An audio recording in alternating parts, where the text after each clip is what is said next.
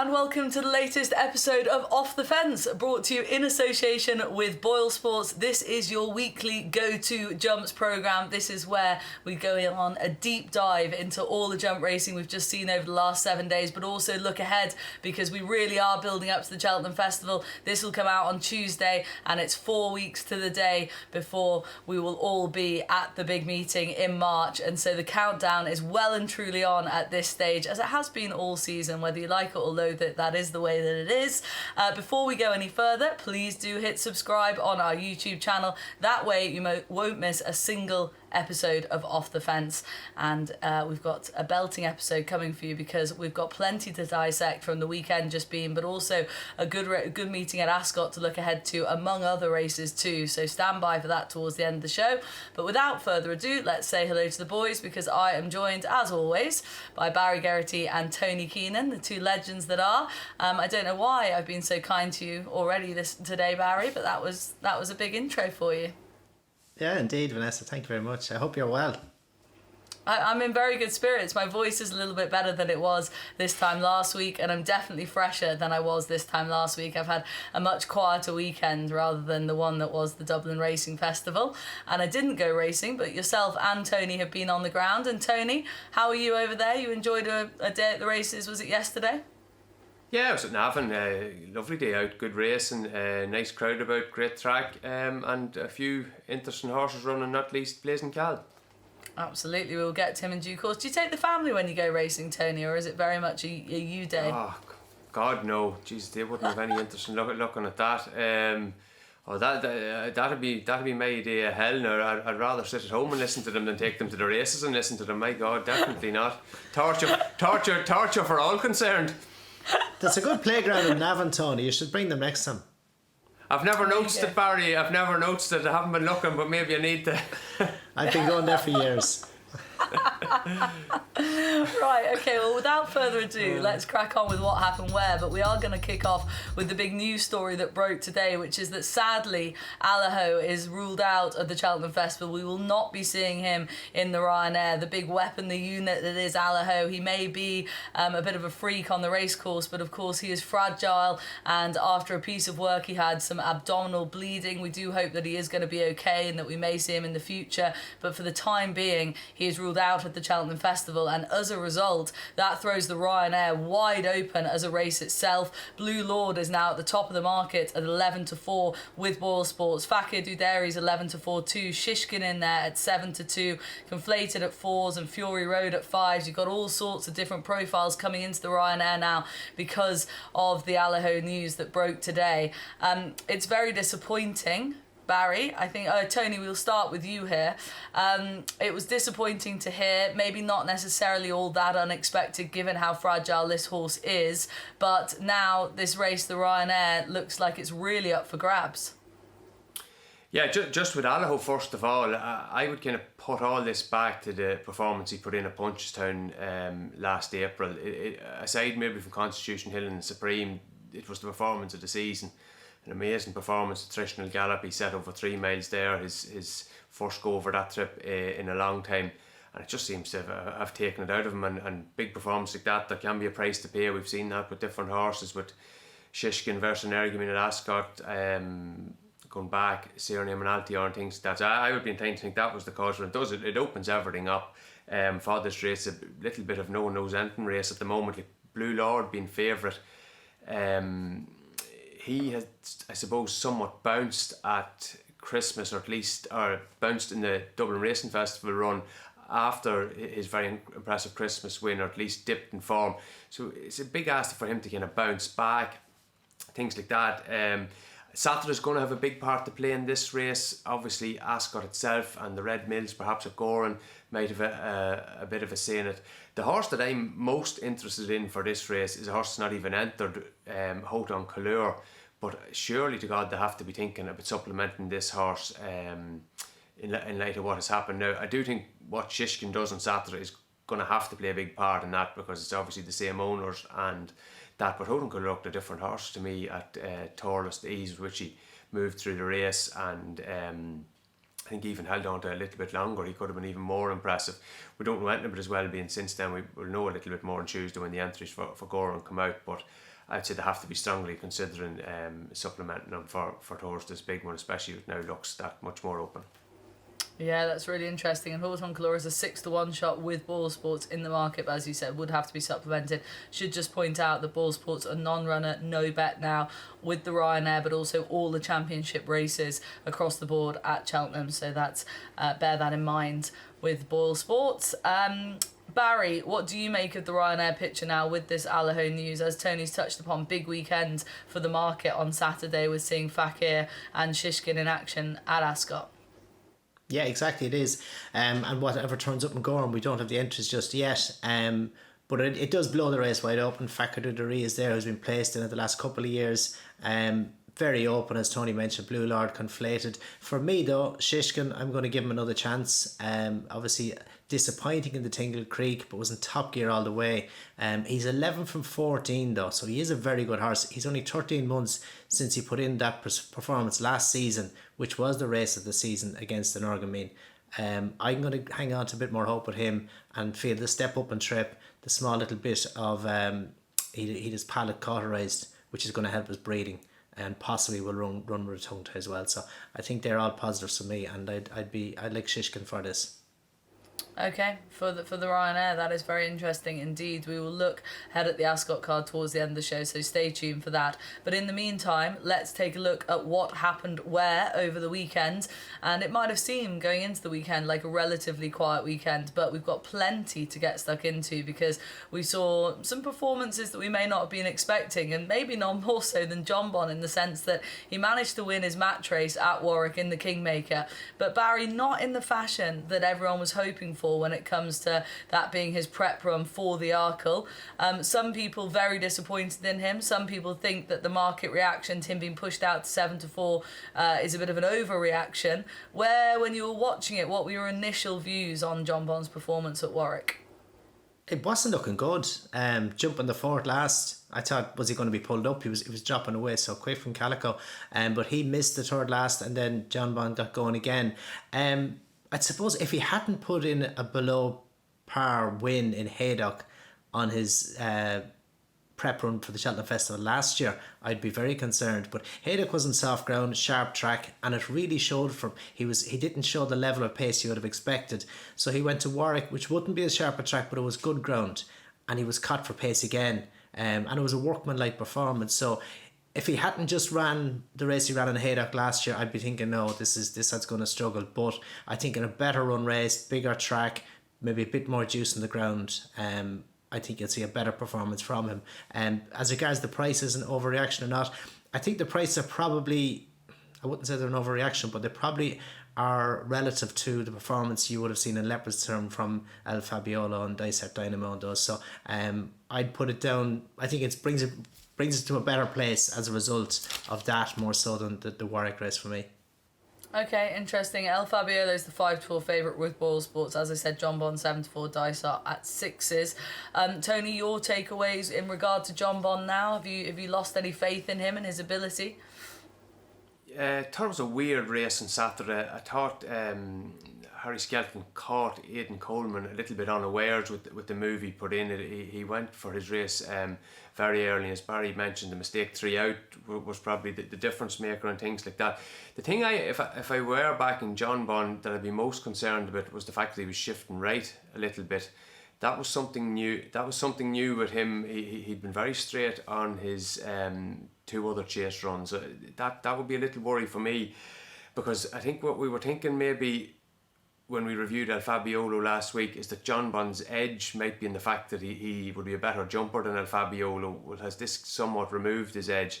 Perhaps it has. I think the market prices are kind of right now. Obviously, El Fabiolo has put up, to me, the best performance out of the 2 of them over fences so far, just with their such substance. Then at Leopardstown race, and Jonbon has been at least a little bit disappointing. So it looks a bit right now. I don't really have a strong view one way or the other at the current odds. Okay, fair enough, and I agree with the concerns about his slight tendencies to jump right. Barry, let's rattle through just a few more of the lesser, lesser, not sort of in the bright light performances from the weekend just gone, including Theatre Glory still at Warwick. Obviously, we didn't get to see Love Envoy, which was disappointing. That was a real shame that she was pulled out at the last minute, but Theatre Glory picked up the pieces and in fine style. Yeah, definitely, and an upward trend, really good performance. But I think for the same reason that Love Envoy didn't run, Theatre Glory, she showed great pace. She's a low action. She loved the ground. Travelled a little bit too well. Was a bit keen. Would be better for cover. I think she has to be supplemented for the mare's race. But definitely would be one who would have a chance. But I think she would want better ground. It was a pity. Obviously, Love Envoy didn't run. But the ground was good, and even on the quicker side maybe, and I think it was probably a good decision by Harry Fry. If he was to have run her and she was a little bit sore with the ground being a bit quick, and she missed a week, that wouldn't be the ideal prep for the festival. So I'd say it was a good call for that reason, and I wouldn't be worried about her as regards ground for Cheltenham, because it will be so well watered. She has won in good to soft, albeit the rest of her form is mostly on soft and heavy ground, but I think that's just what she's run on. I think she's obviously a big player there too. Okay.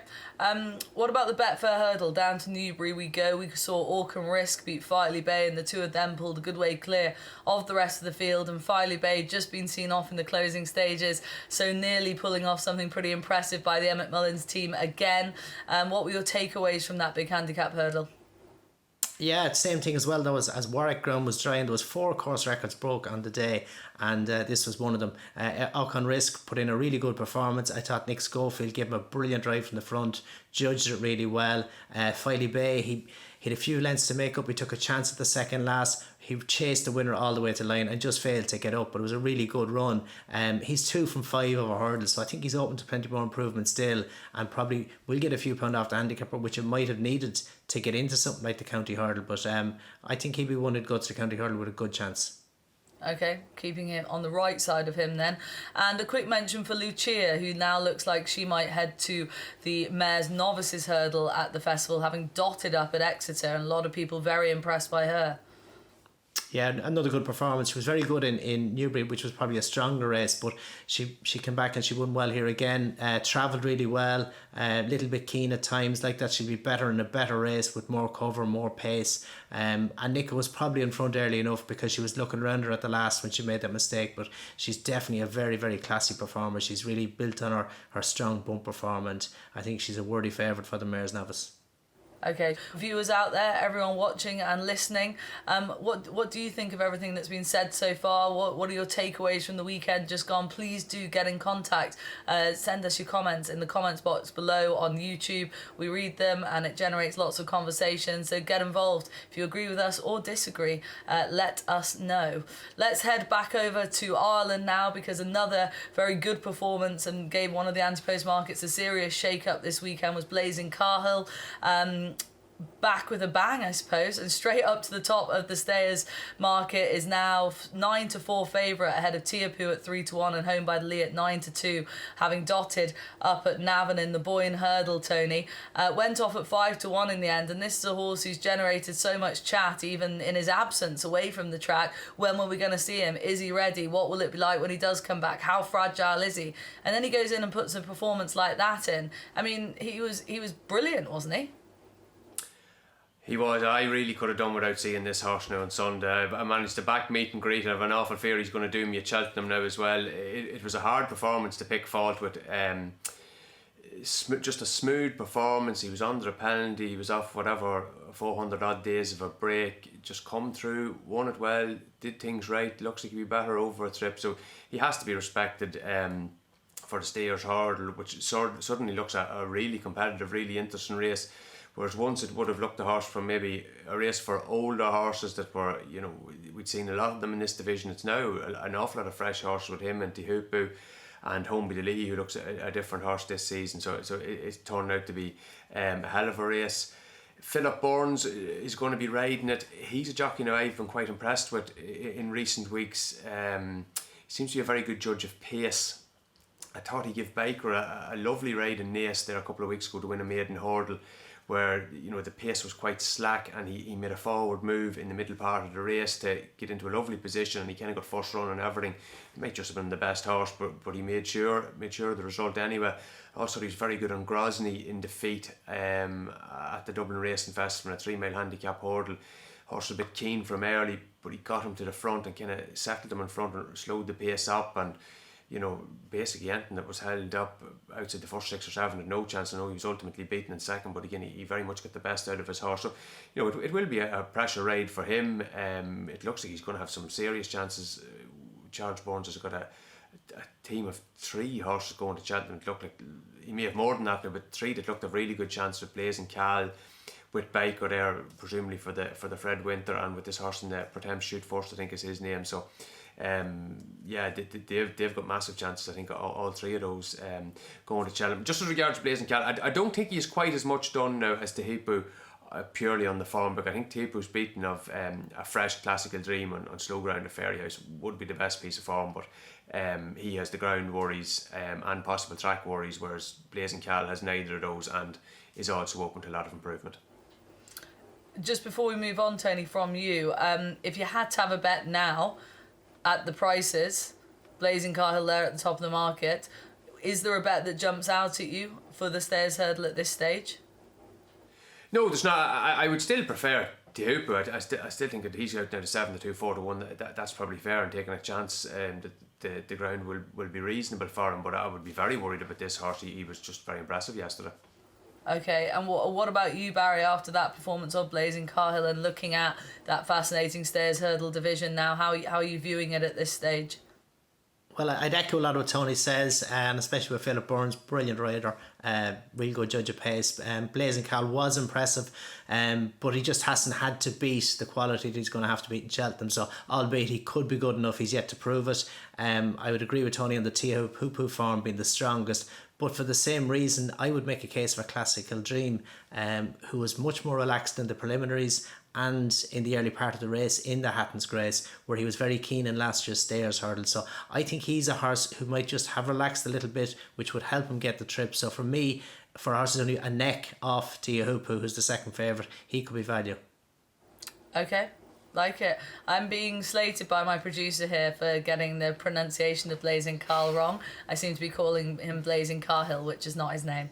So that's, I apologise, viewers, because a lot of you out there hate it when people get names wrong. Very bad mistake, isn't it, Tony? I can hear you groaning there. I'm not. Charles Burns is another son called Cahill, so you're getting you're getting them all mixed up there. You're taking the Irish rather than the Asian interpretation of things there. I don't know. Yeah. I really am, yeah. Barry, let's move on to Hunter's Yarn, who we saw get the better of American Mike and others, and is now 12 to 1 for the Supreme off the back of that. Views on this horse? I mean, he still looks a work in progress, despite a nice work in progress. Yeah, no, it was a good performance, but he beat Imagine, who you'd imagine will probably be going the handicap route. I think we'll have to improve a little bit to get involved in the Supreme, and whether his participation here will push the other Saint-Munir horse, LA Pass, is it? Yeah. It might push him elsewhere over to the Ballymore. But for me, the one I thought it would be worth taking out of it and could be value in the Albert Bartlett would be American Mike, who was well backed on the day. He was obviously well fancied. His work had been good. But to me, he could have done with a lead. He could have done it further, and that was on better ground. So I wouldn't be surprised to see him take his chance in the Albert Bartlett when it doesn't, maybe for me, doesn't look just quite as strong as the Ballymore. So I think he could be a little bit of value at a fancy price. Okay, we're not losing faith in American Mike quite yet. I think his hefty price tag, and when he's being flashy, it means people seem to expect plenty from him every time he runs. But Hunter's Yarn, Tony, do you have a view on that race or him in particular? Yeah, Hunter's Yarn is quite likeable. I think aside from seasonal reappearances, he's unbeaten. He does seem to be a horse that takes a run every season, so I wouldn't be surprised if he stayed going with his improvement. He jumped terribly here on Sunday. I think I had him making 4 significant mistakes out of whatever the 8 or 9 hurdles, so he would need to sharpen that up, but you would assume that he would. God, I'd have a totally opposite take on American Mike. He'd be in the Bob Ollinger camp now again for me. Oh God, terrible run. where would you start? His jumping has been fairly poor now since he's gone over hurdles. I thought he was beaten at the top of the straight. He's weakened late. He's supposed to be a stayer.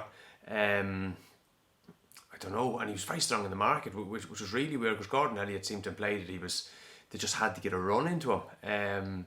No, I don't think I'd fancy him for any race at the moment. Like, obviously the Gavin Cromwell horse in third was the obvious horse for the Martin Pipe. Gavin was getting excuses in early, saying he didn't think he got the trip at Naas. I don't really agree with that. I just think he was caught in the wrong part of the race too far back and made a big effort to get into it and then flattened out. He'd be an obvious horse for the Martin Pipe. His jump is not sharp enough for 2 miles, but I'd say 2.5 on decent ground would be right up his street. But I think that's very much reflecting the market now. I think he's into a single figure price for that race.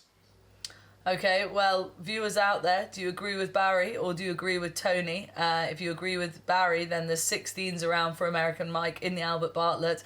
But if you're with Team Tony, then you won't be touching that price, or him at any price for that matter, at the moment. Tony, let's stick with you. Churchstone Warrior managed to hold off Marla Mission when we saw them at the weekend too, and both of them look set like they could be top contenders for the National Hunt Chase. Obviously, Marla Mission, the horse you've already flagged up on this show as your anti-post selection for the National Hunt Chase. Has he done much to deter you at this stage, despite the fact he was beaten? A little, not an awful lot. No, I think both these horses have massive chances in the National Hunt Chase. I think this was a really strong race. It looked well run from the outset. They've pulled a long way clear of a couple of horses rated in the 130s who seem to have quite solid marks. Noel Meade's horse ran an eye-catching race. It travelled better than them all. The third, massive concerns with him bouncing it the next time. It was nearly too good of a run. First time of a long absence. Now I wouldn't like to see him run back so quick. I think that can be kind of dangerous. I think Marla Mission is the better jumper of the two. I would also think that he ran back a little quick as well after his beginner's chase win in Navan. Like, it was 22 days later. I thought that asked a lot of him. I wouldn't be surprised if there was a little bit more to come from him. Churchstone Warriors jumping is not so good, but it's improving. He stepped forward a nice bit now from Leopardstown, when he was terrible over the first 6 or 7 fences now, but he is getting better and he looks to have loads and loads of stamina. So I think both of those are big chances in the National Hunt Chase. Churchstone Warrior would have ground to get back on Gaillard de Menil from Leopardstown at Christmas, but Churchstone Warrior is obviously in his first season over fences, whereas Gaillard de Menil is in the second, and Churchstone Warrior went round the inside that day, which looked no good to him at all. And he did kind of prove that form wrong. He's come on an awful lot from that. So yeah, I see both of them going well in a race that should suit. And it'd be interesting to see just how many. I think there's 30 plus entries in this at the minute. I think less than half of them are qualified for it at the moment, and time is running out for those other horses to get qualified. Okay. Very interesting. Churchstone Warrior is now 8-1 for the National Hunt Chase with BoyleSports for anyone interested in that price. Tony, what about Magic Days? Obviously won the Mares' Chase, beating the likes of Dino Blue and Ellie May, both pretty good yardsticks. Did it in pretty impressive fashion. Would you have any interest in her for the Mares' Chase, which looks like that's going to be where she's heading next? She's 9-1 for that race with BoyleSports. No, I wouldn't. I'd say this was her Derby Oaks. Everything rolled into one now on Saturday for her. Like this was the most suitable race of the year for her. 2 miles, nice ground, mares only, black type. She's not a very tractable mare. Like, she actually set off behind Dino Blue, but between herself and Rachel, no one was heading them jumping the first, which makes her, I'd say, a key part of the Mares' Chase, if not to win it, but in terms of how the race is going to be run now. I'd say Allegory Devasina could do without a mare like her in the field, because she's a 2-miler. Allegory looks like she does stay a little bit further. She is just going to me is going to be the pace of the pace now in that race. Little chance probably of lasting home, but a mare that is going to be very significant to how it's going to be run, and it probably more so suits something like Impervious that is going to maybe sit in a bit. It's going to be a belting race, that Mares' Chase. I know not everyone's a big fan of it, but once again it could be thrown up some good finishes in the past, and it could be a deep enough contest, Barry. Yeah, definitely really competitive, but I would agree with a lot of Tony says, especially Magic Days. Yeah, she went hard from the front. It was a good performance at the weekend to beat Dino Blue, but she's never been past 2 mile 2 to date, and I think 2 mile 4 on the new course around Cheltenham could be just a bridge too far with her style of racing. Okay, speedier types may not apply. Tony, should we just give a quick mention to Sir Alan, who's been a bit of a springer in the Boodles market, is now 12-1, having notched up a second hurdles victory. He looks like a bit of a revelation since he's gone hurdling compared to what he was doing on the flat. Yeah, very likeable. Blood Destiny form again. He generally jumps well. He would have been a very exposed horse on the flat. But Hurdle seems to have really kicked him out. Again, the obvious eye catcher in this is the one that's moving the market for the Fred Winter, the third Baker. He got nothing like a hard time in the finish, and looks like one. It was a very steadily run race on Saturday. So much so that Morning Soldier, who would be the real fast flat horse in that race, was able to make a real smooth move to get to the lead. But I think Baker going into a bigger field with a stronger pace would be seen to better effect. And I wouldn't rule out Paul Nolan's new acquisition, Metamorpheus. He didn't get a great run in the straight, and again looks like the sort of horse that a big field and a decent gallop would see him to better effect. Okay, that is the What Happened Where section done and dusted on this week's show. Before we go any further, please do go and download the At The Races app if you haven't done already. It's an absolute must. I use it literally every single day. You can bet on it, you can watch replays, you can watch Sky Sports Racing, and you get all the news as well. It literally has everything you need all in one place. So go and download the app right now, pretty please. Thank you very much. Let's move on to the week ahead, because the big race is the Ascot Chase, obviously at Ascot, and we get to see Fakir Dairies and Shishkin, two horses already mentioned on the show in regards to the Ryanair market. This race in itself, Barry, is obviously a very big race, and both connections will be wanting to win this. I suppose those horses are coming in here with slightly different. Fakir, I'm presuming he's going to be ready to run for his life, and this is one of his big days of the year, looking to win this for a second year on the bounce. Whereas for Shishkin, as long as he runs a good enough prep race, I think connections will be taking lots of positives from Saturday, even if he gets beat. Would that be fair to say? Probably so. But you know, for the class he has shown in the past, you'd like to think if he is to have a chance in the Ryanair, he had a small little wind up or a little procedure early in the year, so he's had time. He's flagged up this race from a long way out, so I would imagine he will be well tuned for it. He ran into Tingle Creek, so he hasn't been without a run.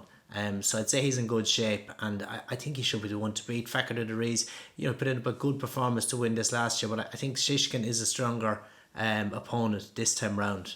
Pick Dory is there as well, but for me he seems to be best on a flatter track. But he is a horse who's on the up. He's after winning his last 3 this season. But I think Shishkin, I'm alone, as I said earlier on. I think I'm a little bit of forgiveness. 11 from 14, race of the season last year. It's not just sentiment. I think there's still plenty of life in this fella. And just last question on him. You seem really confident that he's going to be well suited to 2.5 miles. What about him gives you that confidence? Because a lot of people will say, well, we banged on about him being a top class 2 miler for so long, and now it feels like just because it's gone a bit wrong, are we sort of not scraping the barrel but kind of looking for not scraping the barrel, but you get what I'm saying. It's like, let's just shove him up to 2.5 miles, and now all of a sudden everyone's really confident that that's going to suit him. But is it really? Well, it's the same for us all. We get slower with age, and that's all that's happened to Shishkin. He was in top gear all of the way in the Clarence House last year when an Urgme was making the running, so he was very, very close to top speed. Nick was flat to the boards, he was just saving a little bit, so that's a telltale sign that you want further. So then he goes to the Tingle Creek and he was barely on the bridle. He was properly flat to the boards. He was still competitive 3 out, and he got beaten 15 lengths, but he has then obviously got a little bit of a wind issue there as well, so that's going to be compounded in that moment. So for me, up and trip is the obvious thing, and I look forward to watching him on Saturday. Okay, what about you, Tony? Are you team Shishkin or team Fakir like me? I'm not team anything in this race. I have a couple of thoughts on the two horses, but I don't have a fancy in it or anything like that. Shishkin didn't like his performance in Sandown, thought it was a horse with a physical problem. Like Barry said, I think he would have to be ready for this. Wouldn't view it as a prep run. I think that they really need to get back on track with him, but I'd be very much I'd need to see it to believe it. Just with Fakir at this stage, like, I know he's 8, like, what age is he in dog years at this point? Like, he must be 11 or 12. Like, the horse is at 28 runs. He's not a He's not a traditional 8-year-old now. He you know, that would be a worry with me as well. Is he getting a little bit slower with age? And the ground there, I'm sure like a lot of places, they haven't had much water, or natural water at the moment. So the tight ground might not be ideal for him. So like, the Ryanair market really could be on its head now on Saturday evening after what happens here, because I wouldn't be surprised if the two of these were chinned. Although I wouldn't be the greatest fan of Peak Dory either. But yeah, it's going to be quite informative. A lot to learn, I'd say, from Saturday. And Tony, just sticking with you here, in terms of, obviously there's a couple of other races to talk about this weekend, but obviously we're still talking about these horses in regards to where they're going to head to the Cheltenham Festival, but a horse is running out of time now. I mean, would you still fancy a horse if they were having their prep run maybe a couple of weeks or 3 weeks before the festival? Yeah, well, I've got sucked into this kind of stuff in the past, and I'm going to, this season, maybe try to avoid it. I was doing a little bit of research for a piece I was writing for an article, and like, there is a sweet spot in terms of when horses run, when the prep run comes and when they do best at the festival. So the kind of horses running within the month beforehand, look, this is just looking at the last 5 Cheltenhams, they'd have a 4.4% win strike rate. And then if they run within 30 days to 60 days, it goes up to 7.2%. Again, just basic win strike rate. And then if they run 60 days to 90 days, it goes up to 8.5% strike rate. So then it dips after that because they've been off too long, probably because they've had some sort of a setback. So the really recent run horses do tend to struggle a bit. And it does make sense. Like, I got sucked in with the Hoopoo last year. Beacon Edge was another one I kind of got sucked into. Running in February, the ground is usually bad in February, maybe not so much this year.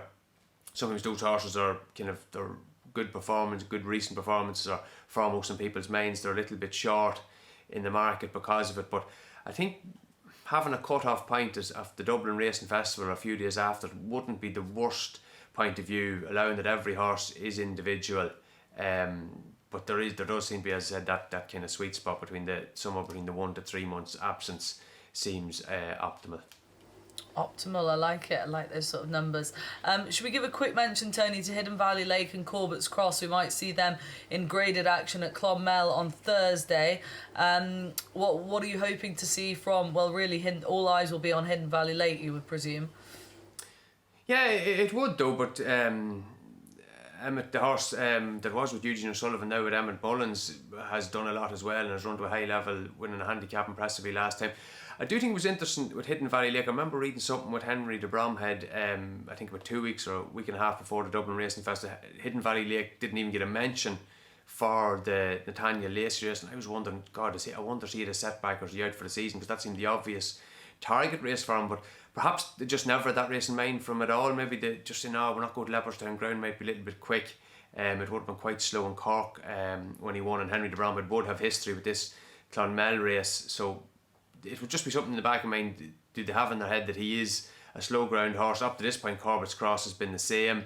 As a forecast, it's pretty dry between now and Thursday, but Clonmel would be a place that would get very tested in the winter. So whatever comes out in top there, presuming they do it in normal style with nothing go wrong with the other horse, you'd imagine there would be a clear favourite for. I know Barry doesn't think much of this Albert Bartlett. I think it's such a deep race at the moment. It's a lot of races at the festival there where you're looking 3-4 horses max have a chance. Like, there could be 10 or 12 horses in this race have a chance.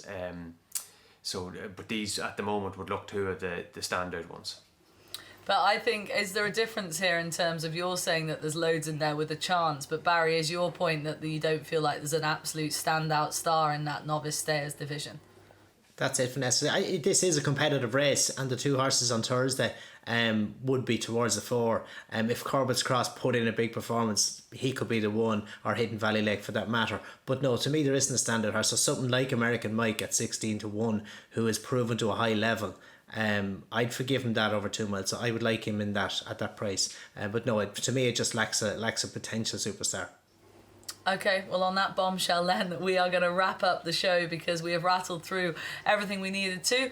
Thank you to the boys, as always, Barry and Tony. To you viewers out there for watching, do not forget to get involved. Leave us a comment on our YouTube page, hit subscribe, give us a like or a retweet, whatever you prefer, and go and download the At The Races app if you haven't done already. Those are all the messages I'm supposed to send out.